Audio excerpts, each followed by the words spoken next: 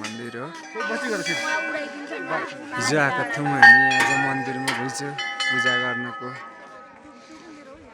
यहाँ यस्तो राम्रो रमाइलो तरिकाको चारतिरबाट पाहाडै पाहाडको टुप्पोमा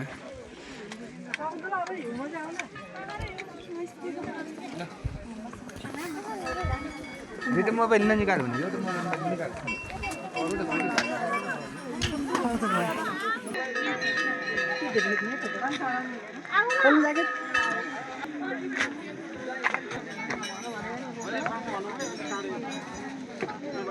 दर्शन गर्नको लाइन।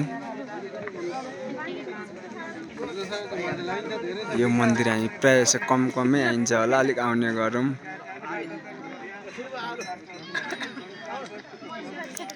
घन्टी त्रिशूल बोकेर आउनु सजिलो। यहाँ राम्रो छ।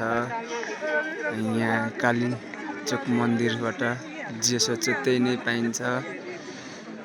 ठुलो शक्तिधाम मन्दिर हाम्रो पाथिभरा मन्दिर जस्तै नै हुनुहुन्छ।